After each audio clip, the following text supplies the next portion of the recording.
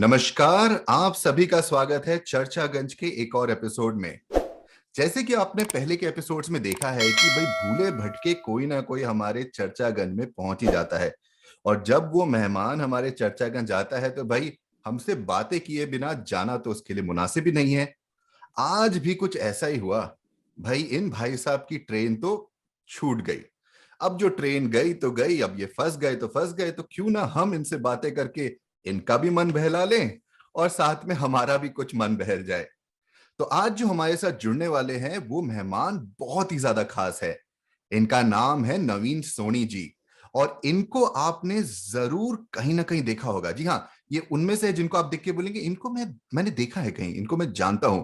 और आप गलत नहीं होंगे, खासकर अगर आपने इन्वेस्टमेंट्स, फाइनेंस, पर्सनल फाइनेंस में आपकी थोड़ी भी रुचि रही है तो। क्योंकि आज जो हमारे साथ जुड़ने वाले हैं वो सीएनबीसी आवाज और जी बिजनेस में एंकर रह चुके हैं। और वहां पर बहुत लोगों को इन्होंने माला माल बना दिया है। तो आज हमारे साथ जुड़कर वो अपने बहुत सारे जो टिप्स हैं वो हमें देने वाले हैं, खासकर हमारे लिए। तो अगर आपको भी माला माल बनना है, करोड़पति बनना है और ये सारे सपने लेकर आप यहां बैठे हैं, पता नहीं वो पूरे होंगे या नहीं, लेकिन उनकी बातें सुन के, उनकी कहानियां सुन के मजा बहुत आने वाला है। तो चलिए शुरू करते हैं नवीन सोनी जी के साथ आज का चर्चागंज। Naveen ji, welcome. Welcome to the show. Thank you. नमस्कार आपको नमस्कार। और आपके सभी दर्शकों को। आपने जो बात शुरू की कि मेरी ट्रेन छूट गई, उससे मुझे एक फिल्म याद आ गई, जब वी मेट। मेरी एक फेवरेट फिल्म है और उसमें जो पूरी कहानी जिस तरह से आगे बढ़ती है, उससे मैं अपनी जिंदगी से बहुत ज्यादा रिलेट करता हूँ, क्योंकि मैं घूमने फिरने का बहुत शौक रखता हूँ। अरे वाह। और आपने जो कहा कि चर्चागंज, मतलब आपका जो ये कार्यक्रम का नाम है, इसी हम्म। में एक इतना ज्यादा रस है घूमने का। तो मजा आ गया। मतलब I am really happy to be here. बहुत खूब। क्या बोले नवीन जी, घुमक्कड़ हम भी कम नहीं है। इसीलिए हमने सोचा जो भी काम करे उसको घूमने से जोड़ ही दे। क्योंकि जगह ऐसी बन जाए, माहौल वैसा बन जाए तो कुछ अलग ही मजा बन जाता है। एब्सोल्युटली। और क्या है कि जब हम बात करते हैं, दिल से बात करते हैं, तो उसमें और ज्यादा मजा आता है। तो आपके मैंने जो पिछले कार्यक्रम देखे हैं, मुझे हम्म। देखकर ये लगा कि भाई चर्चागंज में जाकर अगर हम अपनी थोड़ी सी चर्चा करें, जिससे लोग थोड़ा सुने, उनको थोड़ा सा मजा आए, और आज पे हम। तो मतलब आप कह रहे हैं आपकी ट्रेन छूटी नहीं है, आपने छोड़ी है। मैंने छोड़ दी। बहुत क्योंकि खूब, बहुत खूब। क्योंकि चर्चागंज में बैठकर जब चर्चा नहीं की, वहां से हम्म। बिना चर्चा किए निकल गए, तो फिर क्या फायदा हुआ। आप स्टेशन का नाम जो है वो सार्थक तो करें। एकदम एकदम एकदम। ऐसा वैसे कभी आपके साथ हुआ है, क्योंकि आपने कहा आपको ट्रैवलिंग का बहुत शौक है, कि आप किसी स्टेशन पर जहां आपने प्लान नहीं किया है वहां पहुंच गए, या किसी जगह में बिना प्लानिंग के पहुंच गए और वहां का जो एक्सपीरियंस है वो बहुत ही खास रहा हो? दरअसल आपने जब ये बात की ना, तो मैं हम्म। भूल गया था। और मुझे अब याद आया कि मैंने जो अपनी पहली अकेले ट्रैवल की थी, हम्म। वो 13 साल की उम्र में की थी। और ओह। मैं उन दिनों रहता था कुरुक्षेत्र नाम के शहर में, जो कि महाभारत की भूमि है। तो हम्म। वहां से मेरे बड़े भाई पढ़ते थे सागर में, जो कि मध्य प्रदेश में है। जी। तो मैंने अपने पिताजी को काफी मनाया कि मैं जा सकता हूँ। अब मुझे आज अगर अपने बेटे को अलाउ करना हो कि आप चले जाइए, घूमिए, इस 13 साल की उम्र में शायद हिम्मत नहीं होगी, क्योंकि वक्त बदल चुका है। लेकिन वो वक्त शायद कुछ और था। सेफ्टी थोड़ी ज्यादा थी। आज के टाइम में हालांकि मोबाइल आ गया है, सर्वेलेंस है काफी, लेकिन हमारा दिल शायद नहीं मानेगा। लेकिन मैं दाद दूंगा अपने पिताजी की, कि उन्होंने मुझे उस समय पर अनुमति दी कि मैं जाऊं, घूम कर आऊं। पहले मेरा स्टॉप था दिल्ली। दिल्ली से आगे मुझे फिर उसके बाद ट्रेन लेनी थी। तो मैं, क्योंकि समय था बीच में दो ट्रेन के टाइमिंग्स में, बाहर हम्म। निकला। और बाहर निकल के मैं लाल किले के पास पहुंचा। वहां पर एक चोर बाजार है, मुझे लगा कि यहाँ से कुछ सस्ता सामान ले लिया जाए। जैसे ही मैंने जेब में हाथ डाला, तो देखा कि मेरा बटुआ गायब था। ओह। तो मेरे साथ ये पहली ट्रिप पर ही ऐसी कहानी हो गई। लेकिन क्या था कि और बड़ों ने खासकर चोर समझाया था। बाजार में ही चोरी हो गई। चोर बाजार में ही चोरी हो गई। लेकिन बड़ों ने ये समझाया था कि भाई सारे पैसे एक जगह मत रखना। तो हम्म। थैंकफुली मैं बच गया। मैंने थोड़े पैसे बाहर रखे थे कि कुछ छुट्टा खर्चा करना होगा, कुछ छोटी मोटी चीज लेनी होगी, तो मैं इससे लूंगा, वरना फिर मैं अपने पैसे अंदर ही रखूंगा। तो मैं इसलिए बच गया। लेकिन जो भी उन दिनों में लाइसेंस तो मेरे पास था नहीं, क्योंकि मैं उस एज में था नहीं, या कोई हम्म। ऐसे इंपॉर्टेंट कागज जैसे आज की डेट में होता है कि आपके पास पैन है या फिर आपका लाइसेंस है या कुछ और कागज है, तो ऐसा कुछ था नहीं। तो बस थोड़े पैसे चले गए। उसका एक फौरी तौर पर थोड़ा सा दुख हुआ, लेकिन उसके बाद क्योंकि जर्नी पर निकलने की ऐसा एक्साइटमेंट थी, तो उस जोश जोश में वो सब मैं भूल गया और पहुंच गया सागर, मध्य प्रदेश। और जैसा कि आपने कहा, उस समय तो मोबाइल फोन कोई कोई सुविधा भी नहीं थी कि आप कोई मदद के लिए किसी को झट से बोल सके, किसी को झट से फोन कर सके। तो हिम्मत की नहीं, दाद देनी पड़ेगी भाई, 13 साल में भी आपने खूब मजे लिए हैं हर सिचुएशन का, जो भी आपके ऊपर लाइफ ने आपके ऊपर छोड़ा है। तो वहीं से ही मुझे लगता है कि मेरे अंदर एक घूमने फिरने का शौक पैदा हो गया, और मुझे लगा कि जब हम्म। मैं इस कम उम्र में ऐसा कर सकता हूँ, तो फिर आगे चलकर तो मैं पता नहीं कहाँ कहाँ जाना चाहूंगा। दरअसल मेरी जो परवरिश है वो हम्म। एक छोटे गांव और कस्बे की है। सो मैं पैदा तो करनाल में हुआ था, जो कि एक ठीक ठाक शहर है। जी। उसके बाद फिर क्योंकि मेरे पिताजी गवर्नमेंट सर्विस में थे, वो एक टीचर थे, तो वो जैसे जैसे गांव में उनकी पोस्टिंग होती थी उसके हिसाब से हम लोग अपना बोरिया बिस्तर बांधकर चल पड़ते थे। तो पहले जो मेरी जिंदगी के 5 साल हैं, वो मैंने एक गांव में बिताए। और जो हम पेड़ के नीचे बैठकर पढ़ते थे, वो हम्म। दृश्य आज भी मेरे मन में, मेरे दिमाग में बिल्कुल उस तरह से छपा हुआ है, बिल्कुल परमानेंट की तरह से। और उसके बाद फिर हम बेशक एक कस्बे में आए जिसका नाम पेहोवा है, जहाँ कई लोग पिंडदान करने या वो सब करने जाते हैं। हम्म। तो वो भी एक बहुत छोटी जगह थी। तो उन बहुत सारी छोटी जगहों से मैं निकल कर आया हूँ, और कभी मुझे लगता है कि मुझे एक अपनी जीवन पर किताब लिखनी चाहिए, जिसका मैं शायद नाम रखूंगा विलेज टू वॉल स्ट्रीट। अरे वाह। क्योंकि गांव से निकला, और जब मैंने अपना आगे चल के करियर में एंकरिंग वगैरह करनी शुरू की, टीवी पर आना शुरू किया, तो मैं वॉल स्ट्रीट पर गया। अब वॉल स्ट्रीट जो है किसी भी एक बिजनेस एंकर के लिए सबसे बड़ी जगह है, हम्म। क्योंकि वहीं से दुनिया का सबसे ज्यादा कारोबार होता है। बिल्कुल। वहीं से जो स्टॉक मार्केट्स की ट्रेडिंग है, तो जो एक तरह से वो मक्का है स्टॉक मार्केट या बिजनेस एंकर्स के लिए। तो विलेज टू वॉल स्ट्रीट की मेरी कहानी है, ये कह सकता हूं मैं। Village to Wall Street, I mean नाम सुन के ही मैं तो किताब के लिए ऑलरेडी प्री ऑर्डर करने को तैयार हूं। आप लिखना शुरू करिए भाई, हमारी हमारी जो सुन रहे हैं वो भी प्री ऑर्डर के लिए तैयार हो जाएंगे। लेकिन इससे एक और बात मुझे याद आई, क्योंकि हम अनप्लान्ड ट्रिप्स, अनप्लान्ड जगहों की बात कर रहे थे, तो ये जो आपका विलेज टू वॉल स्ट्रीट का जो सफर है, ये कितना हद तक प्लान रहा है और कितना हद तक यू नो सिचुएशन, कोइंसिडेंस, किस्मत और बहुत सारी चीजों का मिलाव रहा है? तो मुझे लगता है मेरी जो जिंदगी है ना, इसमें हम्म। थोड़ा सा फिल्मी मसाला है।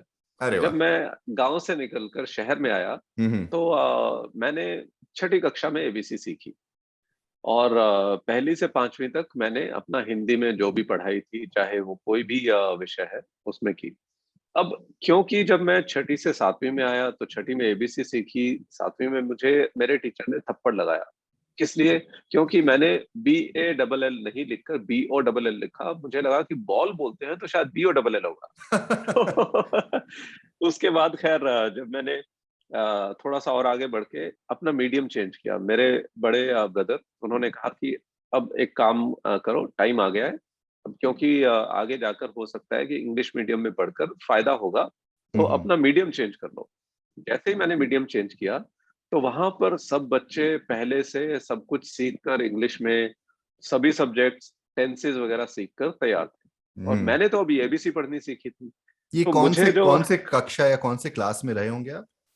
ये सातवीं कक्षा की बात है। 7वीं तो कक्षा। मैं गांव से शहर में आया छठी हम्म। कक्षा में, और छठी के बाद सातवीं में मैं इंग्लिश मीडियम में चला गया। मतलब गांव का एक बिल्कुल रॉ किस्म का बच्चा, हम्म। बिल्कुल कच्चा अध पका सा बच्चा, वो अपना पहुंच गया सातवीं कक्षा में इंग्लिश मीडियम स्कूल में और शहर में। हम्म। तो वहां पर जो बच्चे थे, उन्होंने जब देखा मुझे, और मैं क्या करता था कि टीचर जब हमारी बोलती थी, उन्होंने क्योंकि उनकी तो आदत थी, और उन्हें कुछ सहज तरीके से जब वो इंग्लिश में बोलती थी, मुझे नोट्स लेने होते थे। तो मैं नोट्स कैसे लिखता था? अंग्रेजी को मैं हिंदी में देवनागरी में लिखता था, क्योंकि ना तो मुझे उन शब्दों की अभी पहचान थी, जी। और ना ही मुझे इतनी इंग्लिश फास्ट लिखने की आदत थी। तो उस समय मेरा मजाक उड़ाया गया। किसी ने बाई चांस मेरी डायरी शरारत में पकड़कर कि देखे लिखता क्या है, हम्म। उसको जब देखा कि मैं तो हिंदी में देवनागरी में इंग्लिश लिख रहा हूँ, तो वो पूरी कक्षा में बात फैल गई और ओह! वहां पर मेरा इतना मजाक उड़ना शुरू हुआ। तो फिर उस दिन मैंने कसम खा ली कि कुछ भी हो जाए, मैं इन सबको पीछे छोड़कर कहीं आगे निकलूंगा और इन्हें दिखाऊंगा कि ये इन्होंने जो आज मजाक उड़ाया है, वो कल वापस आकर मेरे सामने मेरी इज्जत करेंगे। तो उसी कड़ी में हुँ, हुँ। करीब-करीब 8-10 महीने बाद आप लगा लीजिए, मैं उस कक्षा में सेकंड आया। तो वो पोज़ीशन मैंने हासिल की क्योंकि मुझे एक जुनून अपने अंदर आ गया, चढ़ गया कि भई ये जिन्होंने मेरा मज़ाक उड़ाया है, वो ही आकर मुझे बोले कि हमें अपने नोट्स दे दो, हमें अपनी किताब दे दो। तो और वो ऐसा ख़ैर हुआ? एक ऐसा हुआ क्या बात है! क्योंकि क्योंकि मैं सेकंड आ गया और जो फर्स्ट, सेकंड, थर्ड बच्चे आते हैं, तो उनके सभी लोग देखना चाहते हैं कि क्या नोट्स हैं, हम भी उनके हिसाब से तैयारी करें। तो ये एक दौर था। दूसरा दौर मेरा शुरू हुआ जब मैंने अपनी पोस्ट ग्रेजुएशन शुरू की। मैंने मास्टर्स इन बिज़नेस इकोनॉमिक्स की है। तो 1991 में मनमोहन सिंह जी ने जो एक ऐतिहासिक बजट पेश किया था, उसके बाद ये बात मैं बता रहा हूँ अब आपको 1997 की। तो अच्छा। वहाँ पर 1997 में एक नया कोर्स शुरू किया गया था, जिसमें आप एमबीए और इकोनॉमिक्स दोनों को मिलाकर एमबीई कोर्स जिसकी शुरुआत हुई, उसमें पढ़ने लगे। ये तो कौन सी यूनिवर्सिटी में? ये कुरुक्षेत्र यूनिवर्सिटी की बात है। कुरुक्षेत्र यूनिवर्सिटी। तो अच्छा, मेरी जो तो सारी पढ़ाई कुरुक्षेत्र है, से आप कुरुक्षेत्र आ गए। हाँ, तो कुरुक्षेत्र जो है वो मेरी कर्म भूमि, मेरी युद्ध भूमि, मेरी धर्म भूमि वो सभी है। क्योंकि मेरा जो सारा बचपन का एक हुँ, बड़ा हिस्सा है और जो पढ़ाई है मेरी, जो मेरा एक लड़कपन का समय है या फिर जो मैं युवा बना एक हुँ, हुँ। बच्चे से, वो सारा कुरुक्षेत्र का ही एक दौर है। तो उस दौर में जब मैं अपनी एमबीई में पढ़ने लगा तो मैं टीवी देखता था क्योंकि एमबीए आप कर रहे हैं या एमबीई कर रहे हैं तो आप देखते हैं बिजनेस टेलीविजन देखते हैं कि उसमें क्या हो रहा है, क्या-क्या चर्चाएँ हो रही हैं, अर्थव्यवस्था क्या है, दुनिया भर में क्या हो रहा है। तो वो सब जब मैं समझने के लिए देखता था, तो मुझे ये लगता था कि ये लोग जो बैठकर टेलीविजन पर बात कर रहे हैं, मुझे उस कुर्सी पर जाकर बैठना है और मुझे बात करनी है इस सब के बारे में। और मतलब कई बार ये हो सकता है कि मैं अपनी बढ़ाई कर रहा हूँ, लेकिन मुझे ऐसा लगता था कि शायद मैं इनसे कहीं बेहतर कर सकता हूँ और मुझे वहाँ जाकर बैठना चाहिए। हुँ, तो वो धुन लग गई मुझे और वो धुन लगने के बाद मैंने जब अपनी पढ़ाई पूरी की, उसके बाद मैं दिल्ली आया। कुरुक्षेत्र के बाद ज़्यादातर लोग जो हैं वो नौकरी की तलाश में दिल्ली या फिर मुंबई या फिर बड़े शहरों में कोलकाता, बैंगलोर सब जाते हैं। तो मेरी जो पढ़ाई खत्म होने के बाद मैंने जगह जिसका चुनाव किया वो दिल्ली था। तो दिल्ली में आया और 1-2 साल कहीं मार्केटिंग की और मार्केटिंग भी ऐसी की कि जो वो एक-एक दुकान पर जाकर पहले तो मैंने एक door to sales door agency, marketing. Door to door marketing की। तो सेल्स एजेंसी जॉइन की, उसमें मैं जाकर बोलता था, "सर मैं इस बैंक से आया हूँ, हुँ, आपको हुँ। कार लोन चाहिए क्या? आपकी अगर ज़रूरत है तो मुझे इस नंबर पर फ़ोन कीजिए।" तो वो हुँ, मैंने हुँ। एक पहले अपने आप को जिसे कहते हैं कि फील्ड में जाकर रगड़ा पूरी तरह से। लेकिन चाह तो ये थी कि पहुँचना तो टीवी पर है और हुँ। बैठकर वहाँ बात करनी है और दुनिया भर के बड़े मुद्दों पर बात करनी है, बड़े-बड़े विशेषज्ञों से बात करनी है। तो वो मन में कहीं था। तो इसलिए था कि कहीं किसी तरह से सस्टेन करता रहूँ अपने आप को और उसके बाद जैसे ही मौका मिले, तो फिर मैं वहाँ पर पहुँच जाऊँ। तो 2 साल मैंने ये किया और 2 साल के बाद फिर मुझे अपना पहला ब्रेक मिला। जैन टीवी था दिल्ली में हुँ, हुँ। और जैन टीवी का एक सुबह-सुबह कार्यक्रम आता था जो कि शेयर बाज़ार के बारे में बात करता था और वहाँ पर उन्होंने पहले मुझे एक विशेषज्ञ के तौर पर बुलाया कि आप आइए और आप बताइए कि आज शेयर बाज़ार कैसा रहेगा, कौन-सा शेयर चढ़ेगा, कौन-सा शेयर गिरेगा। तो वहाँ से मेरी आकर फिर शुरुआत हुई और उसके बाद तो फिर सीएनबीसी, टीवी 18 और ज़ी बिज़नेस पर भी काम किया। मुझे मालूम है आप हमारे लिए स्टॉक टिप्स ज़रूर लाए होंगे, लेकिन हम अभी उसके बारे में बात नहीं करेंगे। लेकिन मुझे एक बात जो बड़ी खास लग रही है कि भई आपने वो एक लक्ष्य बना लिया था कि आपको टीवी में एंकरिंग करना है और आपको लगता था कहीं न कहीं आपको विश्वास था कि आप जो अभी कर रहे हैं उनसे अच्छा कर सकते हैं। आपको क्या लगता है ये जो बात है कि एक खुद में एक विश्वास होना, एक कॉन्फिडेंस होना कि क्या मैं ये कर सकता हूँ और मैं ये अच्छा कर सकता हूँ, कितना ज़रूरी है उस लक्ष्य को पाने के लिए? मुझे लगता है कि किसी भी लक्ष्य को पाने के लिए विश्वास बहुत ज़रूरी है। अब हुँ, हम अक्सर बात करते हैं, हमारे जो ग्रंथ हैं या जो हमारे एपिक्स हैं, उनकी, क्योंकि हम कहते हैं कि अर्जुन की तरह आपका जो निशाना है, आपको मछली की आँखें दिखनी चाहिए। तो बिल्कुल। अगर आप अपने लक्ष्य को साध लें और उसके बाद फिर हार नहीं माने। मुझे ये लगता है कि कई लोग बीच में हार मान जाते हैं क्योंकि मुश्किलें आती हैं। तो जो हार मानकर बैठ गया, कहते हैं ना, जो डर गया सो मर गया। हम्म। तो वही बात है। तो मैंने तो ये सोचा हुआ था कि मुझे वहां पर जाना ही है, चाहे कुछ भी हो जाए। और मुझे लगता है इसी वजह से मैं जो कर पाया वो कर पाया। तो एक तो अपने लक्ष्य की पहचान कि आप हम्म। क्या करना चाहते हैं, और उसके साथ साथ एक उसमें हार नहीं मानने की जो आपकी एक टेंडेंसी होगी, वो ही आपको अपने लक्ष्य की पूर्ति करवा पाएगी। बहुत खूब। लेकिन मेरे ख्याल से जो ज्यादातर लोग जिस जिस मुकाम पे अटक जाते हैं या जिस जिस पड़ाव पे वो सबसे ज्यादा स्ट्रगल करते हैं, वो होती है कि लक्ष्य चुनना। बहुत बार होता हम्म। है कि वो चुन ही नहीं पाते कि भाई हम क्या करें। ज्यादातर आज के टीनेजर्स ले लीजिए, या मिड लाइफ क्राइसिस जिसे भी बोलते हैं, ये लीजिए, वो सारी बातें इसी पे आ जाती कि भाई या तो हमने जो छोटा, जो हमारे लिए जो एक समय बड़ा लक्ष्य लगता था वो हमने पा लिया है, तो अब हम्म। आगे क्या, या तो इस चक्कर में लोग अटक जाते हैं, या फिर वो चुन ही नहीं पाते कि भाई हमारा लक्ष्य क्या होना चाहिए। तो आपको, आपकी क्या, आप क्योंकि आपने अर्जुन भी कहा, क्या आपके जीवन में कोई कृष्ण की तरह आपके जीवन में कोई सारथी थे जिन्होंने आपका थोड़ा मार्गदर्शन भी किया, आपको लक्ष्य चुनने में मदद की, कि कुछ और हादसा या कुछ और कहानी रही जिससे आप लक्ष्य चुन पाए? तो इसमें दो चीजें हैं। एक आध किस्से पर भी मैं आऊंगा, लेकिन उससे पहले ये आपने जो लक्ष्य की बात की है, थोड़ा सा इसके बारे में और मैं विस्तार से बात करूंगा। बिल्कुल। तो आज की जो जनरेशन है, उसमें मुझे लगता है कि दो बहुत ज्यादा अलग अलग एक्सट्रीम्स हैं। कुछ बच्चे हैं जो कि खो गए हैं, जिन्हें मोबाइल में हमेशा गेम खेलनी है या फिर कुछ कंटेंट देखना है। लेकिन कुछ बच्चे हैं जो इतना फोकस्ड हो गए हैं, जो कि अगर आर्ट कर रहे हैं तो आर्ट ही कर रहे हैं। अब वो जमाना गया जब जो पेरेंट्स हैं वो कहें कि आपको या तो डॉक्टर ही बनना है या इंजीनियर ही बनना हम्म। है। इतने सारे आयाम खुल गए हैं। तो उसमें कई सारे बच्चे जिनको इतना ज्यादा सोशल मीडिया की वजह से एक्सपोजर मिल गया है कि ये दुनिया कर रही है और ये हम्म। मुझे भी करना है। तो वो एक दो बिल्कुल बट गई है यहाँ पर क्लासेस, जिसमें कि या तो बहुत कंफ्यूज है या बहुत फोकस्ड है। तो मुझे लगता है जो बहुत फोकस्ड है वो अपने लक्ष्य को पा भी रहे हैं। और हम ये देख रहे हैं कि नए नए रिकॉर्ड बन रहे हैं कि एक 15 साल के बच्चे ने ये कर दिया या फिर हम्म। 13 साल के बच्चे ने ये कर दिया। तो वो लक्ष्य वाली बात है। दूसरा, मेरे जीवन की जहां तक बात है, तो मेरे बड़े भाई उनका मतलब इंतकाल हो गया 2003 में। लेकिन अच्छा। उन्होंने शुरुआती दौर में काफी रोल प्ले किया। उन्होंने मुझे ये एक जो मार्गदर्शन दिया, क्योंकि वो एमबीए कर रहे थे, तो कहीं उनको देखकर, वो जो तैयारी करते थे, तो कहीं उनको देखकर मुझे भी ये था कि मुझे ये पढ़ाई करनी है। फिर उन्हीं की वजह से जैसे मैं एक बेहतर स्कूल में गया, जहां पर मेरी पढ़ाई का एकदम पढ़ाई की दिशा ही बदल गई। और हम्म। वो जो पढ़ाई की दिशा बदली, तो उससे जीवन की दिशा भी बदल गई। तो इसलिए उन्होंने मुझे काफी इंस्पायर किया। लेकिन मैं शायद एक इंट्रोवर्ट हूँ, और मुझे ये लगता है कि मैं लोगों से या फिर कहीं पुस्तकें पढ़कर या कहीं इधर उधर पढ़कर कम इंस्पायर होता हूँ।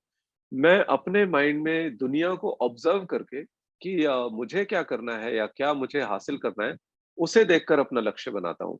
तो बहुत लोग होते हैं, वो कई किताबें पढ़ते हैं, उनसे उनको प्रेरणा मिलती है, या फिर कई हम्म। लोग टेलीविजन देखते हैं, वहां पर उनको प्रेरणा मिलती है। लेकिन हर किसी का अपना अपना तरीका है। तो मेरा जो तरीका था, वो दुनिया को देखकर, ऑब्जर्व करके, तो मैंने अपने लक्ष्य साधे। जैसे मैं अपने टेलीविजन की कहानी बता रहा था आपको कि मैं कैसे एकदम से फोकस था कि मुझे ये करना है।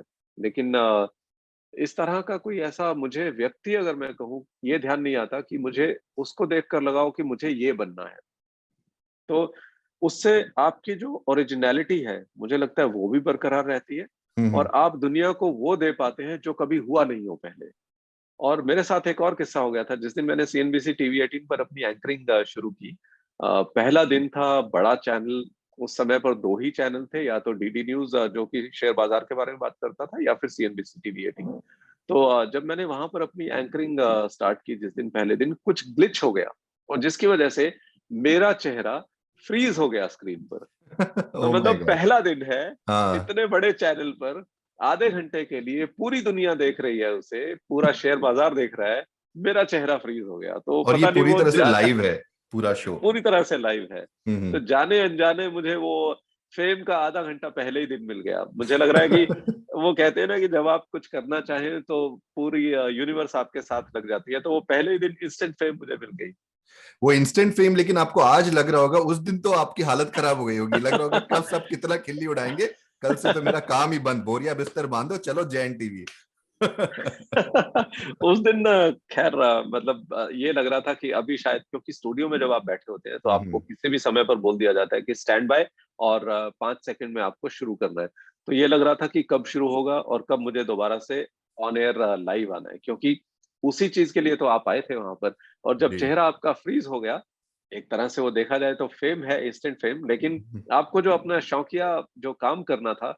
और एक और चीज मेरी काफी जो मुझे लगता है रही है कि इन्वेस्टर्स की, निवेशकों की मदद करना। और हम्म। मदद से मैं टिप्स की बात कम करूंगा हम्म। और एजुकेशन की ज्यादा करूंगा, कि आप बिल्कुल। खुद से पहचान पाए कि आपको कौन से इंस्ट्रूमेंट्स में निवेश करना है, कौन से शेयर सही हैं, कौन से आपके म्यूचुअल फंड सही हैं, या फिर आपको सेविंग्स में एफडी करना चाहिए या फिर रेकरिंग डिपॉजिट करना चाहिए। तो वो मुझे लगता है कि लोगों को आप इतना पढ़ा दें कि वो आपकी टिप पर डिपेंड नहीं करके वो खुद ही इस लायक हो जाए कि वो निवेश करें और वहां से अपने जीवन को बेहतर बना सके। तो इसके लिए मुझे 2008 में बेस्ट बिजनेस एंकर का एक अवार्ड भी मिला था, और मुझे लगता है कि वो मेरी चरम सीमा थी अपने उस करियर की, एंकरिंग वाले। बहुत खूब।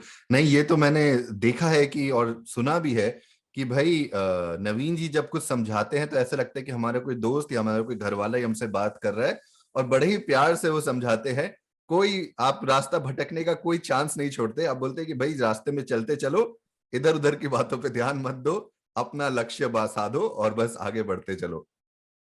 वो एक्चुअली हमारा कर्तव्य भी है, क्योंकि क्या है कि अगर मैं ये दिखाने लगूंगा कि मैं हम्म। बहुत ज्ञानी पुरुष हूँ और मैं बहुत हम्म। जार्गन वाली बात करूंगा, तो फिर उसका फायदा नहीं है। जी। मुझे जार्गन को सीधे शब्दों में कैसे लोग समझ पाएं और कैसे उसका फायदा उठा पाएं, ये हमेशा मेरी एक कोशिश रही है। अब मैं आपको एक यहाँ पर उदाहरण देता हूँ। जब हमने इंग्लिश से सीएनबीसी टीवी 18, क्योंकि हम्म। इंग्लिश चैनल था, और जब मैं जी बिजनेस में आया तो वो हिंदी चैनल था।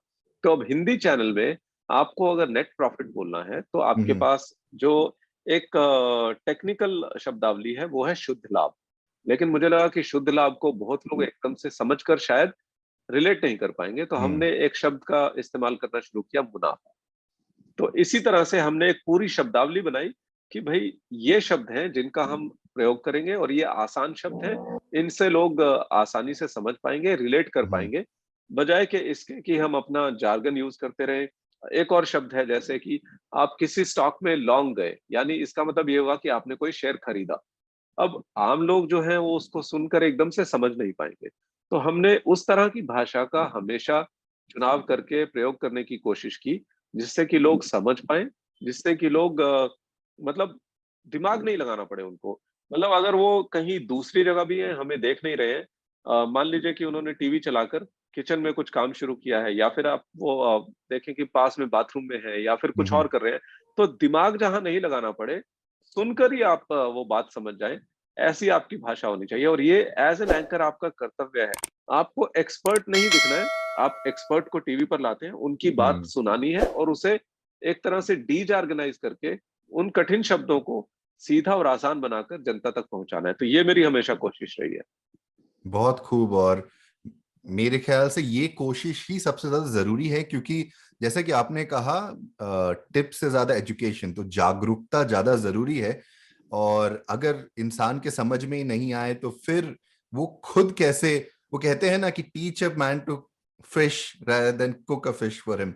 वही वाली राइट। बात है कि आप सिखाइए किसी को, चाहे उसमें समय थोड़ा ज्यादा लगे, लेकिन इस तरीके से हम्म। सिखाइए कि वो खुद अपने डिसीजंस ले सके। और पर्सनल फाइनेंस तो ऐसा मुद्दा है कि भाई हम उस पर अगर बात करना शुरू करें तो मेरे ख्याल हाँ, से हमारा पूरा जो चर्चागंज का की चर्चा है वो सिर्फ पर्सनल फाइनेंस पर ही हम टिका कर सकते हैं, बिल्कुल। क्योंकि सीखने के पर्सनल लिए बहुत है। पर्सनल फाइनेंस नाम ही जो है इसका पर्सनल है, और जब हम्म। बात पर्सनल हो जाती है तो कहते हैं कि बात निकलेगी तो दूर तक जाएगी। दूर तक जाएगी और गहरी जाएगी। और गहरी जाएगी, क्योंकि हर कोई चाहता है कि उसकी जो पर्सनल लाइफ है, जो हम्म। व्यक्तिगत व्यक्तिगत जिंदगी है, वो बेहतर हो। और थोड़ी सी प्लानिंग करके आप अपने जीवन को बेहतर बना सकते हैं। दरअसल बहुत सारे लोग जो हैं इधर-उधर से देखकर कि मेरे पड़ोसी ने कमा लिया, मेरे दोस्त ने कमा हुँ, लिया या मेरे फलाँ रिश्तेदार ने पैसा कमा लिया, तो उसे देखकर गलती कर बैठते हैं। लेकिन अगर आप के पास एजुकेशन होगी, अगर आपके पास ऐसे टूल्स होंगे जिन्हें कि आप इस्तेमाल करके समझ सकते हैं कि आपको क्या करना है, क्या नहीं करना है। मुझे लगता है कि क्या करना है से ज़्यादा शेयर बाज़ार में या पर्सनल फाइनेंस में क्या नहीं करना है, वो ज़्यादा महत्वपूर्ण होता है, क्योंकि अक्सर लोग गलतियों से ज़्यादा गँवाते हैं, बजाए जी। कि इसके कि आपने सही कदम नहीं उठाया। तो वो गलतियाँ जो हैं, उन्हें कैसे नहीं करना है, फ़ोकस इस पर हमारा रहना चाहिए। एक और बात शायद मैं ये जोड़ना चाहूँगा कि बहुत बार क्या होता है कि लोग इस बात पे ज़्यादा ध्यान दें कि मुझे इतना पैसा बनाना है। हुँ, जबकि उन्हें इस बात पे ध्यान देना चाहिए कैसे वो एक बैलेंस्ड अपना पोर्टफोलियो बना सके ताकि उन्हें कभी भी अगर पैसों की जरूरत हो तो उन्हें कोई तकलीफ ना हो, उनके लाइफस्टाइल में कुछ तकलीफें ना हो और वो आगे बढ़ बढ़ के जो भी उनकी मनोकामनाएं हैं, विशेष हैं, गोल्स हैं, उन्हें वो पूरा कर सके। लेकिन लोगों का वो, जैसा आपने कहा, पड़ोसी दोस्त सबको देख के बोलते अरे उन्होंने एक स्टॉक 100 रुपए में लिया था, आज वो 10,000 का हो गया है। ऐसी कहानियां सुनते हैं और फिर उनको बस सपने में सारे यही होते हैं कि भाई चाहे वो 2 रुपए भी कमा रहे तो खुशी नहीं ले पाते, क्योंकि उन्हें लगता है कि नहीं, हमें तो कुछ बड़ा मिलेगा तभी फायदा होगा। जबकि फाइनेंशियल प्लानिंग का पूरा मुद्दा यही है कि भाई आप प्लान करें कि किस तरह से आप अपने गोल्स और अपने पोर्टफोलियो, अपने पैसे को बेटर मैनेज कर सकें, ताकि कभी भी कुछ भी, चाहे वो स्टॉक मार्केट में गिरावट आए या गोल्ड ऊपर जाए या हाउसिंग रियल एस्टेट में क्रैश आए, आपका जो पैसा है वो फिर भी सुरक्षित रहे और आपको 2 बार सोचना नहीं पड़े कि भाई हम कैसे अपने अपने जीवन, अपने पैसे को संभाले। बिल्कुल। और अब ये जो पैंडेमिक आया है, हम्म। इसने तो और ज़्यादा सिखा दिया है, मुझे उम्मीद है लोगों को, क्योंकि देखिए जब हम पैसा निवेश करते हैं, तो हमारे 2 लक्ष्य होते हैं। एक तो है लॉन्ग टर्म और एक है हम्म। Short term. तो लॉन्ग टर्म में आपकी रिटायरमेंट आ गई, बच्चे की पढ़ाई आ गई, शादी आ गई, या फिर आप हम्म। कुछ बड़ा कोई ऐसा घर लेना चाहते हैं या फिर कोई लक्ज़ूरियस कार लेना चाहते हैं, तो वो सब आ गया। शॉर्ट टर्म में आपके पास कम से कम इतना पैसा होना चाहिए कि कल को अगर कुछ ऐसा हो जाता है कि आप अपनी इनकम खो दें या फिर आपकी नौकरी चली जाए, तो उसके लिए आपके पास, जिसे हम एक इमरजेंसी फंड कहते हैं, वो होना चाहिए। तो उसे हम ये कहते हैं कि 6 महीने से 1 साल का पैसा हमेशा आपके बैंक अकाउंट में पड़ा रहना चाहिए, ताकि अगर कुछ ऐसा आ जाता है जैसा पैंडेमिक में हुआ, लोगों की नौकरी चली गई या फिर किसी की जो तनख्वाह है वो आधी हो गई। तो ये सब होने की सूरत में आप अपने आप को कैसे बचा सकें। और एक और चीज़ जो लोग काफ़ी मिस कर देते हैं, वो ये है कि सही अमाउंट में और इंश्योरेंस वो नहीं ले पाते, क्योंकि उन्हें हम्म। लगता है कि हम कहीं काम कर रहे हैं, कंपनी का इंश्योरेंस है, जी। तो हमें जैसे ही कोई मुसीबत आएगी, किसी तरह की कोई आपात स्थिति आएगी, तो हम उसे प्रयोग करके निकल जाएँगे। लेकिन अगर आपकी नौकरी ही चली गई और अगर आपके पास वो कंपनी का इंश्योरेंस है ही नहीं, तो क्या करेंगे? तो मैं तो हमेशा ये कहता हूँ कि पहले बचाव, उसके बाद फिर आपको निवेश के बारे में सोचना चाहिए। तो जो इंश्योरेंस है, चाहे वो जीवन बीमा है, लाइफ इंश्योरेंस है, या फिर आपका जो स्वास्थ्य बीमा है या फिर मेडिकल इंश्योरेंस है, आपको वो करना चाहिए। उसके बाद फिर आप अपने जो दूसरे गोल्स हैं लॉन्ग टर्म के, जो हमारी ऐशो-आराम की ज़िंदगी है, उसके बारे में सोचें। और आजकल क्या हो गया है कि हम सब प्राइवेट नौकरी करते हैं या फिर कुछ फ्रीलांस का काम करते हैं, तो हम्म। हमारा कुछ पेंशन या कुछ ऐसा रिटायरमेंट का फंड तो है नहीं। तो जी। वो भी हमें हमेशा एक अपना लक्ष्य जो है वो बनाकर उसकी तरफ हमें लगातार निवेश करने का काम करते रहना चाहिए। बहुत सटीक, बहुत सही। और क्योंकि हम पर्सनल फाइनेंस की बात कर रहे हैं, और आप जो हैं, आप इसी काम में इतने सालों से हैं, तो क्या आपको भी फोन आते हैं कि भाई आज नवीन हमको क्या खबर देने वाले हो, आज हम क्या करें बताओ, या आज स्टॉक मार्केट नीचे जा रहा है, होल्ड करें नहीं करें? क्या आपको कितने सारे ऐसे फोन दिन भर में आ जाते हैं? तो अब ये थोड़ा कम हो गया है। जब मैं टेलीविज़न में अच्छा। सीधे-सीधे शेयर बाज़ार के बारे में बात करता था, तब ज़्यादा हम्म। था। तब तो ये भी होता था कि एयरपोर्ट पर कोई अनजान इंसान मिल गया, "अच्छा अच्छा। नवीन जी, हम आपको टीवी पर देखते हैं, तो आप हमें भी बताइए कुछ, हमें भी कुछ टिप दीजिए, कौन से शेयर में निवेश करें?" और ये जो मामला है ना, बहुत ज़्यादा संवेदनशील होता है। इसकी सेंसिटिविटी ऐसी होती है कि आपने किसी को कुछ शेयर बता दिया, वो नहीं जी। चला, किसी भी कारण से कंपनी में कुछ घपला हो सकता है, कंपनी की आमदनी घट सकती है या फिर कुछ और हो सकता है, एक्ट ऑफ गॉड हो सकता है, किसी भी हम्म। कारण से, तो आपकी जो ज़िम्मेदारी है, वो बहुत ज़्यादा होती है। और आप क्योंकि एक एंकर हैं और एंकर का काम जो है, वो एक्सपर्ट को लाकर उसकी राय दिलवाना होता है, खुद एक्सपर्ट बनना नहीं होता। जी। तो दूसरे तरीके से अगर आप इसे लीगली देखें तो आप वो राय दे भी नहीं सकते, क्योंकि आपके पास वो लाइसेंस नहीं है सेबी का कि आप हम्म। किसी को वो सलाह दे सके। तो मैंने हमेशा ये अवॉइड किया है। तो मैं किसी ना किसी तरीके से टाल जाता हूँ अगर कोई मुझसे कुछ ऐसा सवाल पूछता है। पर्सनल फाइनेंस की जहां तक बात आती है, ये देखिए, ये दोनों जुड़े हुए हैं लेकिन अलग मुद्दे हैं। अलग शेयर मुद्दे। बाजार एक चीज है और पर्सनल फाइनेंस दूसरी चीज है। हम्म। शेयर बाजार में आप सीधे सीधे अपना पैसा एक रिस्क पर लगा रहे हैं, लेकिन पर्सनल फाइनेंस में आप एक एक्सपर्ट को पैसा दे रहे हैं, चाहे आप म्यूचुअल फंड के जरिए मान लीजिए। तो वो एक्सपर्ट के पास वो जानकारी है, उसका वो नेटवर्क है, उसके पास वो शिक्षा है, वो हम्म। जागरूकता है, वो रोज वो काम कर रहा है। तो वो आपका रिस्क जो है काफी कम कर देता है। तो मेरे ख्याल से अगर आप शेयर बाजार के बारे में नहीं जानते, अगर आप कंपनीज की बैलेंस शीट को नहीं समझ सकते, अगर आप उनके बिजनेस मॉडल को नहीं समझ सकते, तो आपके पास म्यूचुअल फंड जैसी बेहतरीन ऑप्शन है, उसे आप एक्सरसाइज कीजिए। और अगर आप एसआईपी के जरिए, सिस्टमेटिक इन्वेस्टमेंट प्लान के जरिए लगातार निवेश करते रहते हैं, तो आपको पैसा बनेगा ही। अब थोड़ा ये कम हो गया है। अब मुझसे लोग ये पूछते हैं कि कैसे हम अपनी फाइनेंशियल प्लानिंग करें, बजाय के कौन से शेयर में निवेश करें।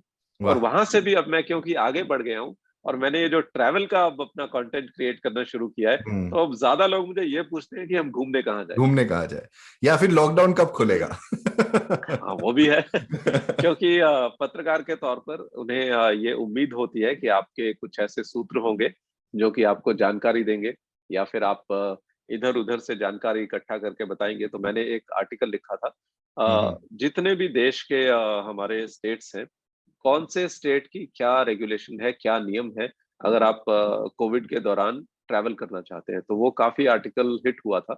और मेरी कोशिश यही रहती है शुरू से ही, चाहे वो शेयर बाजार था या फिर ट्रैवल, कि लोगों की अगर मैं कहीं मदद कर सकूं तो उसमें अपना एक मजा है। तो मेरा यही एक प्रयास रहता है हमेशा। बहुत ही उम्दा। तो आपने लक्ष्य बनाया कि आप न्यूज एंकर बनेंगे, आप पहुंच गए जैन टीवी से सीएनबीसी से जी बिजनेस, और फिर वहां पर आपने business business anchor of the year एक का और मुझे खिताब भी बीच में पा लिया। नहीं, लेकिन मैं आ रहा हूं। लेकिन सबसे बड़ी जो खास बात जो मैं पूछने वाला हूं वो ये हाँ। है, आपने तो लक्ष्य पा लिया, उसके बाद का क्या, उसके बाद क्या लक्ष्य बनाया आपने? इसके बीच में को मैं बताना भूल गया कि मैंने हम्म। दूरदर्शन में भी काम किया है, डीडी न्यूज में। अच्छा। तो अच्छा। वहां का एक किस्सा बता देता हूँ, फिर मैं आपके जरूर सवाल का जरूर जवाब जरूर दूंगा। जरूर। तो क्या था वहां, मैं ये एक कार्यक्रम करता था जिसका नाम था इन्वेस्टर्स वर्ल्ड। और यंग एज थी, मतलब करीब शायद मैं उन दिनों में रहा हूँगा 26 साल के आसपास। तो कार्यक्रम करते करते एक साहब का फोन आता है। हम वहां पर एक विशेषज्ञ को बुलाकर जवाब देते थे कि आपको क्या करना चाहिए शेयर बाजार में। हम्म। तो एक साहब का फोन आता है कि नवीन जी, मैं आपसे एक बात पूछ सकता हूँ? मैंने कहा हाँ जरूर पूछिए, कौन से शेयर पर आप सवाल पूछना चाहते हैं? उन्होंने कहा नहीं नहीं, मैं शेयर पर सवाल नहीं पूछना चाहता, मैं पूछना चाहता हूँ कि क्या आप मेरी बेटी से शादी करेंगे, क्या आप विवाहित है? ये लाइव टेलीविजन पर, दूरदर्शन पर। और दूरदर्शन घर घर जाता था उन दिनों जी। में। तो मतलब मुझे समझ नहीं आया कि मैं करूं क्या। तो और लेकिन पूरी किसी पूरी तरह से और पूरा पूरा भारत अपनी सांसें थामे हुए नवीन जी के रिस्पॉन्स का इंतजार कर रही थी। तो मुझे अपने आप को संभाल कर फिर जवाब देना पड़ा कि इसके बारे में हम ऑफलाइन कार्यक्रम के बाद में बात करेंगे। अभी आपका कोई शेयर बाजार पर प्रश्न है तो पूछिए। ये हुआ था। और एक बार अच्छा, वो आपने ये नहीं पूछा, अच्छा आप निवेश कितना करेंगे? सीधे सीधे दहेज की धारा में मैं अंदर हो जाता। सही में। तो एक बार ये हुआ था कि लाइव जब मैं ब्रेक लेने वाला था, मेरी कुर्सी धंस गई। ओ। वो पता नहीं क्या हुआ था। लाइव हम्म। मेरा कार्यक्रम चल रहा था तो कुर्सी धंस गई। लेकिन क्या है कि आप क्योंकि एंकरिंग बहुत टाइम से कर रहे होते हैं तो फिर आपको उसमें इतना कुछ पैनिक नहीं आता। तो मैंने बहुत कूलली बोला कि चलिए एक ब्रेक के लिए चलते हैं, तब तक मैं ये अपना ठीक करता हूँ, उसके बाद आपसे मिलता हूँ। तो ये कुछ किस्से हैं तो मुझे ध्यान में आ गए। आपने जो सवाल पूछा कि अब क्या, लक्ष्य पा हम्म। लिया अब क्या। ये एक आपने शायद सुनी होगी टर्म, मूविंग टारगेट। तो जो मेरा लक्ष्य है वो अपना एंकर बनने का पूरा हो गया। फिर उसके साथ मैंने 10 साल उसके बाद मैंने 10 साल कॉर्पोरेट में भी काम किया है। तो मैंने वाडिया ग्रुप में काम किया है, जिनकी हम्म। ब्रिटानिया, बॉम्बे डाइंग और गोयर जैसी कंपनियां हैं। तो वहां पर मैंने उनका जो पीआर है, पब्लिक रिलेशंस, उसको मतलब संवारा, उसको संभाला। अच्छा। इसी तरह से वेल्सपन ग्रुप का मैं पीआर हेड था, या फिर मैंने यूपीएल में एज अ पीआर हेड काम किया। तो दोनों तरफ मैंने देखी है कि अगर आप टेबल के इस पार हैं जहां पर आप हम्म, इंटरव्यू ले रहे हैं, और टेबल के उस पार हैं जहां पर आप अपने स्पोक्स पर्सन खुद बने हुए हैं या फिर कंपनी के स्पोक्स पर्सन को भेज रहे हैं। तो ये जो जर्नी है, मेरा टारगेट जो है वो हमेशा मूव होता चला गया। अभी आज की तारीख में अगर आप मुझसे पूछेंगे कि मेरा टारगेट क्या है, मेरा हम्म, टारगेट बहुत ही क्लियर है कि मुझे दुनिया देखनी है। वाह। और इसीलिए अब मैं जो अपना फोकस कर रहा हूँ वो ट्रैवल पर कर रहा हूँ। और जो हम्म। भी मैं कोई काम भी लेता हूँ कॉर्पोरेट में भी, मैं कोशिश करता हूँ कि ऐसी कंपनी के साथ लूँ या ऐसी असाइनमेंट लूँ जहां पर मुझे खूब दुनिया घूमने का मौका मिले। तो आजकल आप किस तरह की असाइनमेंट्स ले रहे हैं, अगर आप थोड़ा उस पर एक लाइट डाल सके? हाँ, हाँ, एक तो मैं कार्यक्रम करता हूँ आदित्य बिरला सन लाइफ म्यूचुअल फंड के लिए। तो वो हम्म। निवेश वाला तो मेरा पीछा छोड़ने वाला नहीं है वो तो काम। अब जिंदगी का हिस्सा रहेगा आपका। हाँ, तो वो करते करते खैर मुझे 20 साल हो गए। अच्छा। और दूसरा जो है वो मैं मतलब पीआर की असाइनमेंट्स लेता हूँ कि कंपनियों को ये सलाह देना कि आप टीवी में या फिर न्यूज़पेपर में क्या अपने आप को कैसे प्रोजेक्ट करें। तो वो मेरा कंसल्टेंसी का काम है कि पीआर या कॉर्पोरेट कम्युनिकेशंस में कंपनीज जिनको सलाह की जरूरत है, कोई प्रोडक्ट लॉन्च करना है या किसी तरह का कोई क्राइसिस आ गया। आपको शायद याद हो कि नेस वाडिया और प्रीति की बीच में कुछ जी। ठनी थी। तो मैं उन दिनों वाडिया ग्रुप में काम करता था। तो उस तरह का मेरा अनुभव है कि चाहे वो पर्सनल क्राइसिस है किसी के या फिर कॉर्पोरेट क्राइसिस है। वेल्सपन में एक बार ऐसा हुआ था कि एक कंपनी है यूएस की टारगेट, तो उसने कहा था कि आपने जो हमें इजिप्शियन कॉटन की बेडशीट्स भेजी हैं वो हम्म, इजिप्शियन कॉटन नहीं है, और इसलिए हम आपके ऊपर मुकदमा कर रहे हैं, और वो सब था। तो ये मेरी एक्सपर्टीज जो मीडिया की है और मीडिया से कैसे डील करना है, तो वो आजकल मैं कंपनियों को सुझाव देता हूँ कि आप कैसे अपने आप को अपनी सही इमेज मीडिया में बना सकते हैं और मीडिया के जरिए अपने जो कस्टमर्स हैं उनकी तरफ बना सकते हैं। बहुत खूब। तो आप एक तरह से आज के टर्म में बोला जाए तो लैपटॉप लाइफस्टाइल में विश्वास रखते हैं कि भाई मैं कहीं भी रहूं, काम होता रहना चाहिए। तो मैं मजाक में एक बात कहता हूँ कि संत और हवा ये कहीं भी चले जाते हैं, कहीं भी मुड़ जाते हैं। तो अब हवा तो मैं हूं नहीं, अब आप जी। समझ सकते हैं मैं क्या हूँ। बहुत बढ़िया, बहुत बढ़िया। तो क्या आप प्लानिंग कुछ कर रहे हैं ऑलरेडी कि भाई लॉकडाउन खुले तो हम यहाँ यहाँ कुछ जाएं, नए ये डेस्टिनेशंस में एक्सप्लोर करूं? वो है, हमेशा रहता ही है। और मैं आपको बताऊं कि मैंने इस पैंडेमिक के दौरान, लॉकडाउन हम्म, में नहीं लेकिन जब लॉकडाउन खुला, 10 भारतीय राज्यों को और एक विदेशी डेस्टिनेशन को घूमा है। तो मैं एक पहला जो मेरा दौर था उसमें केरल, कर्नाटक, तमिलनाडु, थोड़ा नीचे दक्षिण की तरफ गया। उसके बाद फिर मैं ऊपर भी गया, उत्तर प्रदेश गया, फिर मैं हरियाणा, पंजाब, दिल्ली, हिमाचल, इन सब जगह पर गया। तो ऐसे करके मैंने मतलब पैंडेमिक में भी जहां जहां मुझे मौका मिला, क्योंकि पैर में चक्कर है हम्म, और इंसान घुमक्कड़ है तो वो निकल ही जाएगा। तो फिर उसके बाद बीच में मुंबई से सेशंस की फ्लाइट शुरू हुई थी। तो हम्म। पहले दिन मैं पहली फ्लाइट पर गया। जैसे वो कई लोगों को शौक होता है ना कि फर्स्ट डे फर्स्ट शो, तो जी। मेरा ये शौक था कि जिस दिन फ्लाइट शुरू हो रही है मैं उस दिन पहले पहली फ्लाइट लूंगा। फ्लाइट लेकर। और उसमें भी अगर आप मेरे इंस्टाग्राम पर जाकर देखें तो मैंने एक वीडियो डाला था कि मैं हम्म, पहला व्यक्ति था उस फ्लाइट के अंदर जाने वाला। अरे वाह। तो ये थोड़ा मुझे है कि मतलब दुनिया देखूं और अपने स्टाइल से देखूं। तो अब जब लॉकडाउन खत्म होगा तो दुनिया में अभी मैंने तो खैर बहुत ज्यादा नहीं देखा, कुछ मैंने 17 देश देखे हैं।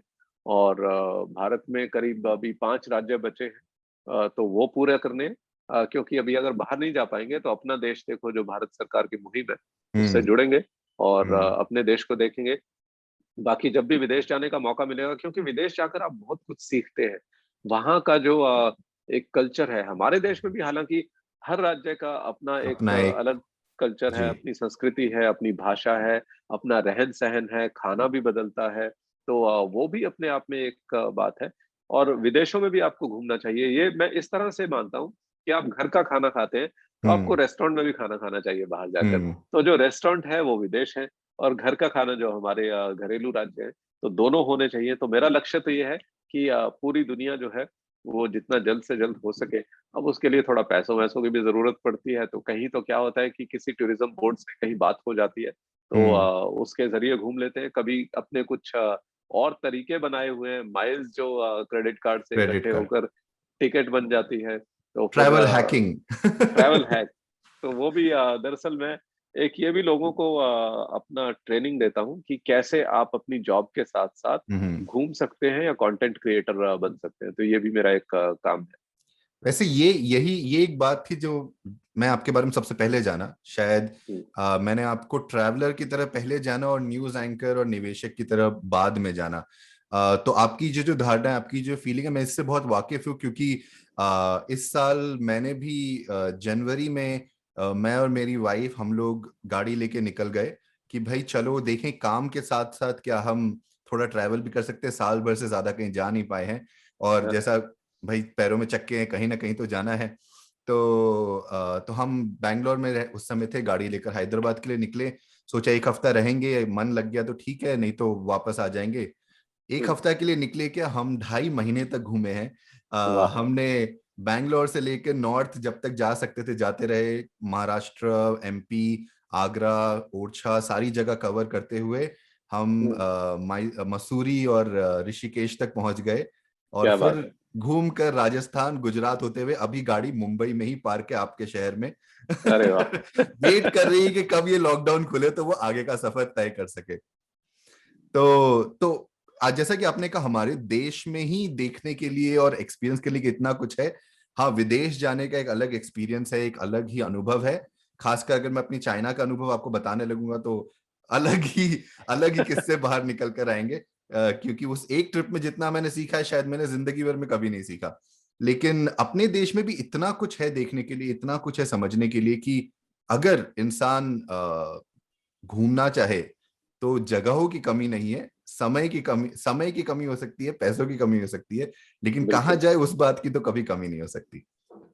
ये इससे मुझे अपना एक समय याद आ गया जब मैं बैचलर्स डिग्री कर रहा था। तो मैंने हम्म। अपना जो बैचलर्स डिग्री है, जो बीए है, वो टूरिज्म में की है। अच्छा। तो उसमें हमारे पास एक अक्सर सवाल आता था कि हमारा देश जो है उसमें सब कुछ होने के बावजूद जो पर्यटकों की संख्या है, टूरिस्ट जो है वो कम क्यों आते हैं। तो सिंगापुर जैसे देश जो कि हमसे बहुत छोटे हैं, वहां पर भारत से ज्यादा टूरिस्ट आते हैं। हम्म। बावजूद इसके कि हमारे यहाँ पर पहाड़ भी है, हमारे यहाँ पर मरुस्थल भी है, डेजर्ट भी है, हमारे यहाँ पर सी है, ओशन है, हमारे यहाँ पर अब तो एक्टिव वॉल्केनो भी है। वोल्केनो भी है। तो इतना कुछ है। हम्म। हमारी सभ्यता बहुत पुरानी है, हमारी संस्कृति बहुत पुरानी है, और जैसा मैं कह रहा था कि कदम कदम पर जाकर बदलती भी है। एक राज्य से दूसरे राज्य में आप जाएंगे तो भाषा बदलेगी, संस्कृति बदलेगी, पहनावा बदलेगा, रहन सहन या फिर जो और भी टूरिस्ट के लिए अट्रैक्शंस हैं वो बदलेंगी। इवन आपका जो आर्किटेक्चर है वो भी बदल जाता है। अगर आप उत्तर भारत में हैं, वहां से आप दक्षिण भारत की तरफ जाएंगे, या फिर हम्म। अगर आप पूर्वोत्तर के राज्यों की तरफ जाएंगे, तो सब कुछ बदल जाता है। तो इसके बावजूद दुख की बात यह है कि हम उन लोगों को यहाँ पर आकर्षित नहीं कर पाते।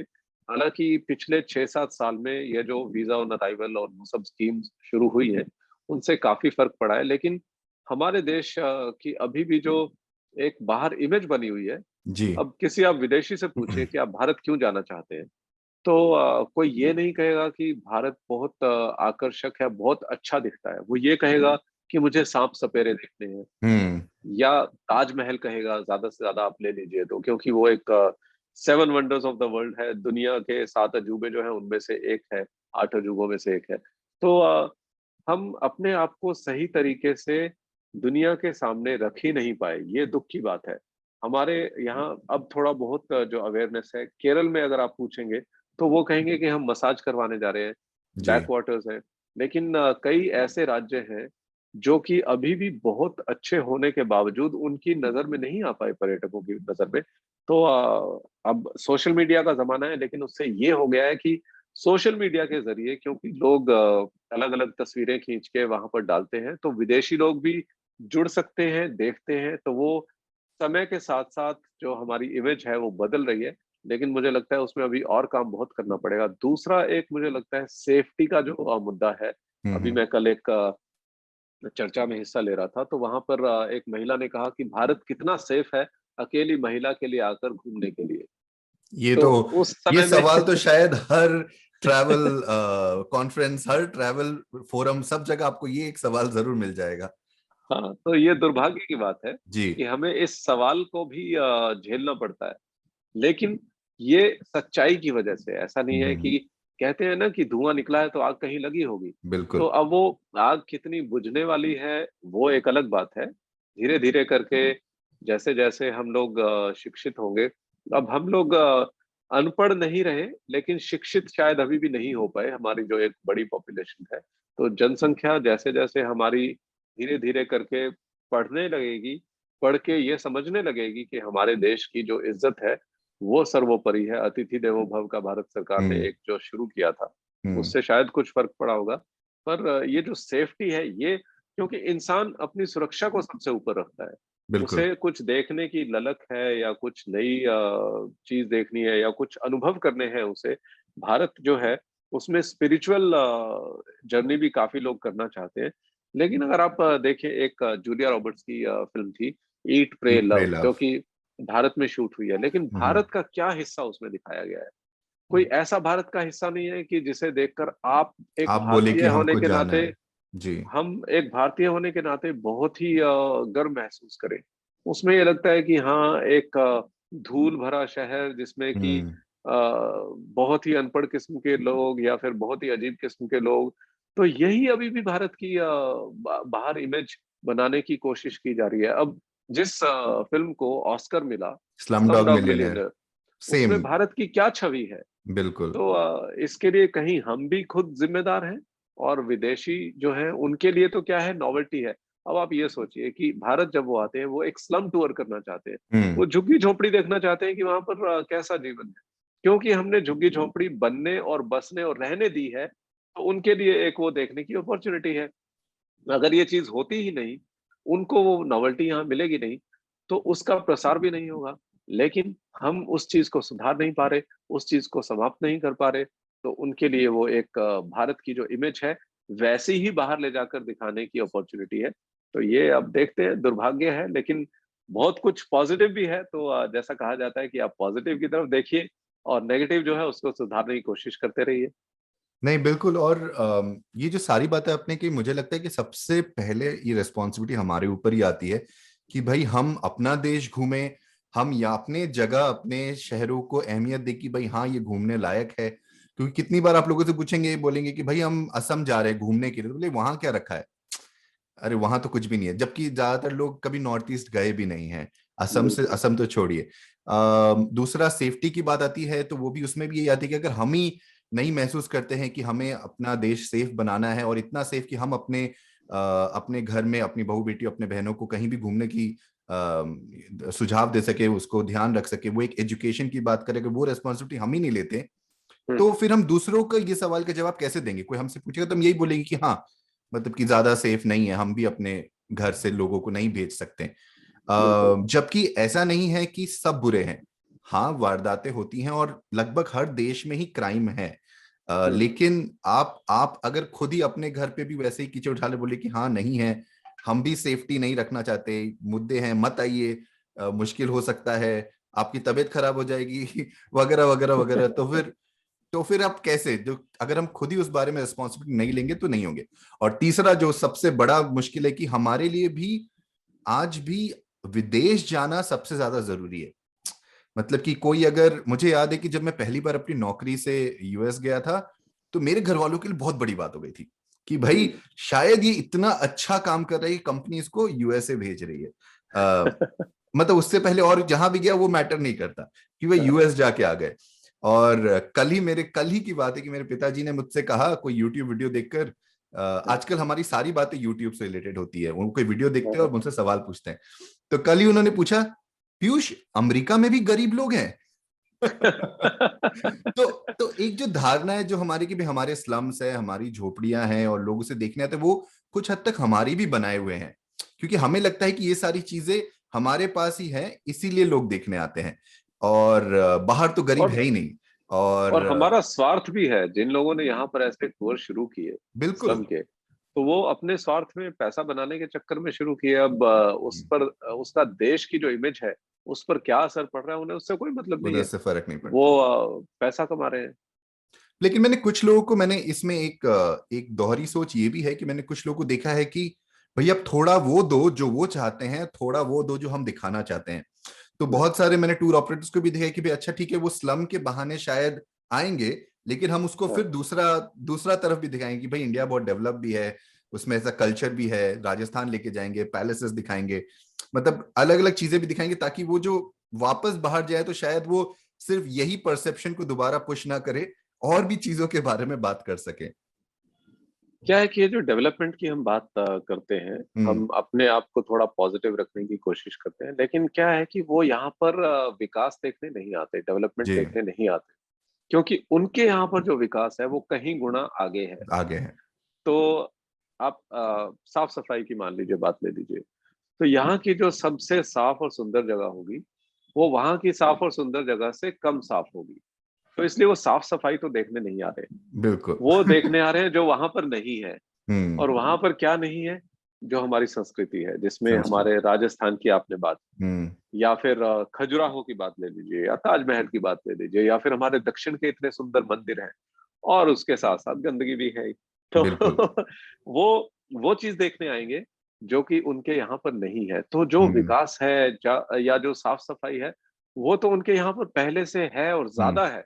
तो इसलिए वो उसे देखने नहीं आएंगे, डेवलपमेंट को देखने नहीं आएंगे। वो बिल्कुल। ये देखने आएंगे कि हमारी जो संस्कृति है या जो यूनिकनेस है, अब यूनिकनेस में पॉजिटिव भी हो सकता है और नेगेटिव भी हो सकता है। बिल्कुल। और आ, आप जो कह रहे हैं वो मुझे सुनते हुए ये बात याद है कि एक तरह से देखा है तो उनके लिए कोई पैमाना भी नहीं है। हम कहते हैं कि भाई हमने डेवलप किया है, लेकिन वो तो हाँ, पहली बार आ रहे, वो कहेंगे कि भाई इसके नीचे और क्या था, हमारे लिए तो हाँ, यही निचला स्तर है। हाँ। तो आप जो बोल रहे हैं एकदम सही बात कह रहे हैं। अच्छा नवीन जी, हम कहाँ से कहाँ चलते हुए आ गए हैं, लेकिन आपसे ये सवाल मेरे तब से बहुत मन में आ रहा है पूछने के लिए कि भाई क्या आपका अगला लक्ष्य ये तो नहीं है कि आप कोई ट्रैवल शो के एंकर बन जाए और घूमते घूमते लोगों को भी दुनिया दिखाए और खुद भी थोड़ा घूम ले? आपने मन की बात छीन ली मेरे। और मैं कोशिश कर रहा हूँ बहुत समय से। ये क्या हो गया कि बीच में पेंडेमिक वगैरह आ गया, तो हम्म। मैंने एक दो चैनल से बात शुरू की थी, तो वो सिरे नहीं चढ़ पाई, क्योंकि अब पेंडेमिक में सारा घूमना फिरना ही बंद हो गया। जी। दुनिया भर की जो ट्रैवल है वो सब रुक गई। तो देखते हैं जब वो शुरू होगा तो मेरा एक ये लक्ष्य तो है, अगर यहाँ कहीं किसी चैनल पर बात नहीं बनेगी तो आजकल तो सब कुछ बहुत ही डेमोक्रेटिक हो गया है। आप यूट्यूब पर जाइए या फिर आप इंस्टाग्राम पर जाइए, अपना खुद का कुछ कर सकते हैं। जी। तो वो समय चला गया है जब मैं आपको एक अपने जूनियर की बात बताता हूँ। जब मैं हम्म। जी बिजनेस में काम करता था तो उसने एक बार आकर बहुत ज्यादा फ्रस्ट्रेशन में मुझे बोला कि मैं ये छोड़ना चाहता हूँ काम, मुझे अब जर्नलिज्म का काम नहीं करना है। मैंने कहा क्यों, क्या हुआ है? उसने एक कंपनी का नाम लिया जो कि बहुत बड़ी कंपनी है, भारत सरकार की कंपनी है, लेकिन फॉर्च्यून 500 कंपनी है। तो उसने कहा कि उनके एमडी ने मुझे मजाक में ये बोला कि अच्छा, जी बिजनेस भी कोई चैनल है? तो इतना आहत हो गया वो मेरा हम्म। जूनियर, कि उसने कहा कि मुझे यहाँ पर काम ही नहीं करना। तो जिस जगह की इतनी भी इज्जत या पहचान नहीं है, मैंने हम्म। कहा एक बात सुनो, जब तुम यहाँ से बाहर निकलोगे तो बाहर जाकर देखना कि कितने लोगों की लाइन लगी है अंदर आने के लिए। जी। तो बहुत खूब। बहुत सारे लोग जो हैं वो करना चाहते हैं जो तुम कर पा रहे हो, तुम्हारे पास एक मौका है। तो हम्म। वो बात उसे समझ आई, और अब जब भी वो मुझसे कभी बात करता है तो उसको याद करता है किस्से को, और कहता है कि आपने रोक लिया मुझे, और मैं बहुत शुक्रगुजार हूँ। मैंने कहा नहीं, मैंने तो अपने मन से एक बात कही थी जो कि मुझे लगा। तो वो जमाना जो था वहां पर डेमोक्रेटाइजेशन नहीं थी। आज डिजिटल मीडिया की वजह से हर किसी के पास एक मौका है। अगर मैं अपना ट्रैवल शो करना चाहता हूँ, मान लीजिए कोई टेलीविजन चैनल या कहीं मेरी बात नहीं बनती, तो मेरे पास मौका है डिजिटल मीडिया पर, सोशल मीडिया पर मैं अपना कुछ ना कुछ शुरू करूंगा। मैंने एक यूट्यूब चैनल शुरू किया था, लेकिन मैं हम्म। बहुत ज्यादा उसे एक्टिव नहीं कर पाया, क्योंकि ये अब जो पेंडेमिक वगैरह की वजह से ट्रैवल रुक गया। तो अब मेरी कोशिश ये है कि मैं कुछ लोगों को अपने साथ जोड़ लूं और उनका कंटेंट वहां पर पोस्ट करूं, तो ताकि कई कदम एक साथ मिलकर चलेंगे जब लोग, तो बहुत आगे तक पहुंच पाएंगे। तो अभी वो मैं बिल्कुल। कोलैबोरेटिव मॉडल पर सोच रहा हूँ कि उसमें कुछ काम किया जाए और दुनिया के अलग अलग हिस्सों से, देश के अलग अलग हिस्सों से लोग अपने वीडियोस वहां पर भेजें और मैं उनको वहां पर पोस्ट करूं। तो जब तक सब कुछ नहीं खुल जाता, सब कुछ ठीक नहीं हो जाता, अभी वैक्सीनेशन होगी, उसके बाद फिर हम्म। पॉलिसीज बदलेंगी अपने अपने देश की, जिसकी भी, जहां भी आप जाना चाहते हैं, तब तक शायद ये कोलैबोरेटिव मॉडल पर ही काम चलेगा। नहीं, सुनने में भी बहुत अच्छा लग रहा है। और मेरे हिसाब से भाई इस मॉडल पे आप जरूर काम कीजिए। हमारे जो लोग शो सुन रहे हैं, शायद उसमें से भी कई ऐसे लोग होंगे जो आपकी तरह ही स्ट्रगल कर रहे हैं कि भाई वो घूम नहीं पा रहे हैं, लेकिन उनके पास कंटेंट है, वो चाहते हैं कि लोग देखें, लोग शेयर करें। तो शायद सुनकर वो आपसे कांटेक्ट करें और आपसे इस बारे में और बात आगे बढ़ा पाए। मेरे ख्याल से इस चर्चा से जो एक मुद्दा, जो बात जो बार बार आ रही है, वो मेरे हिसाब से दो बातें जो बार बार आ रही है, और जो मैं चाहता हूं कि जो भी हमारा ये कार्यक्रम सुन रहे हैं, देख रहे हैं, उन्हें वो ये बात लेकर जाए कि पहला तो ये कि भाई अर्जुन की तरह एक लक्ष्य बनाओ और उस लक्ष्य को साधो, और मूविंग टारगेट की तरह अपना लक्ष्य बनाते चलो, आगे बढ़ते चलो, चाहे वो आपकी जिंदगी में हो, आपके रिलेशनशिप में हो, आपके फाइनेंस में हो, आपकी किसी बात पे हो। दूसरी बात, ये ट्रैवल में भी आई, ये अभी जो आपने जो किस्सा सुनाया अपने जूनियर का, उसमें भी आई कि बहुत हद तक हम चाहते हैं कि हम ऐसी जगह काम करें, हम ऐसी जगह ऐसे नामों से जुड़े रहे जिनसे हमारी पहचान बने। जबकि हम्म, होना उल्टा चाहिए। भाई हम हैं जो पहचान बनाएंगे, तो हमारे देश की भी पहचान, हमारे जी बिजनेस चैनल की पहचान, हम जो भी काम करते हैं उसमें हम जो अपना अपना जो हम जो श्रम दान देते हैं, अपनी तरफ हम्म, से जो हम कंट्रीब्यूशन देते हैं, उसी से हम पहचान बना पाते हैं। तो आज आज स्टॉक मार्केट इन्वेस्टमेंट्स की दुनिया में जी बिजनेस का बहुत नाम है, और ये आपके आपके जूनियर और ऐसे चैनल में जुड़े बहुत लोगों के कारण ही हो पाया है। तो आशा यही करते हैं कि भाई ट्रैवलिंग में भी जैसे आप काम कर रहे हैं, जैसे मैं घूम रहा हूँ, और हम लोग बातें कर रहे हैं इस बारे में कि कैसे हम अपने देश को और आगे लेके जा सकते हैं, ऐसे ही हम अपनी तरफ से कंट्रीब्यूट करते रहें और हमारे कारण हमारे देश की एक पहचान बन सके।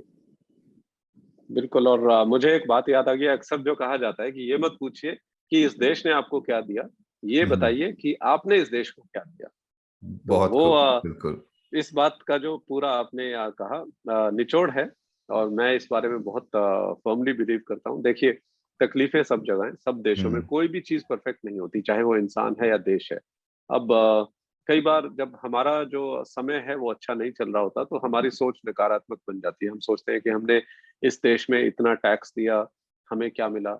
हमने इस देश में, खासतौर से जो मिडिल क्लास है, आप ये देखिए कि अक्सर जब भी सरकार की कोई पॉलिसी बनती है, तो वो गरीबों को ध्यान में रख के बनाई जाती है। और हम्म। जो मिडिल क्लास है, उसकी कोई पूछ नहीं होती, क्योंकि मिडिल क्लास जो है वो एक वोटर के तौर पर इकट्ठा होकर कभी वोट नहीं करता।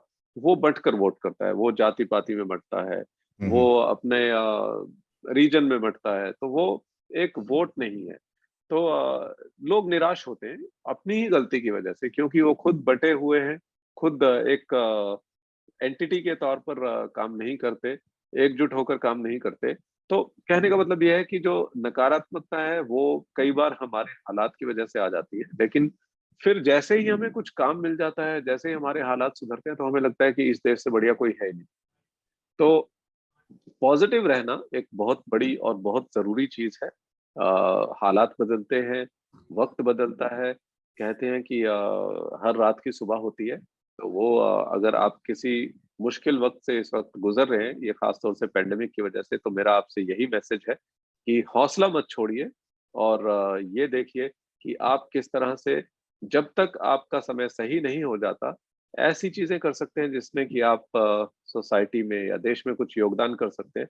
तो उससे आपको एक अलग ही तरह की संतुष्टि मिलेगी। तो कम से हम्म। कम वो ही करते रहिए, और ये बताइए कि आपने देश को क्या दिया, बजाय कि ये पूछने के कि देश ने आपको क्या दिया।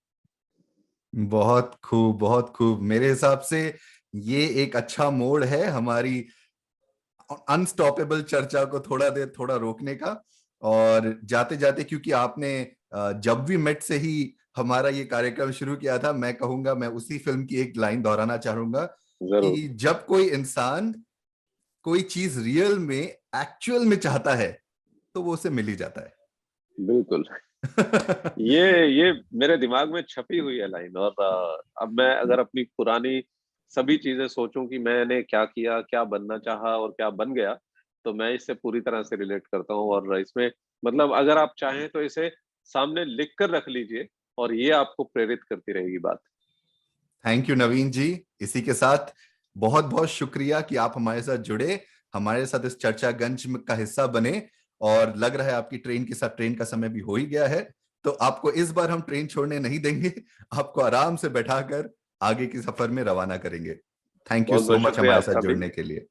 बहुत बहुत शुक्रिया आपका भी। और मजा आया ये बातचीत करके। और अपनी जो सारी, एक तरह से मैं पुरानी जिंदगी में चला गया, तो उसको भी याद करके बहुत मजा आया। अब जैसा आपने कहा कि मेरा ट्रेन का समय हो चुका है, तो चर्चागंज से निकलकर अब अपने घर की तरफ बढ़ा जाए और अपनी जिंदगी की जो रूटीन है उसकी तरफ चला जाए। Thank you so much. Thank you so much.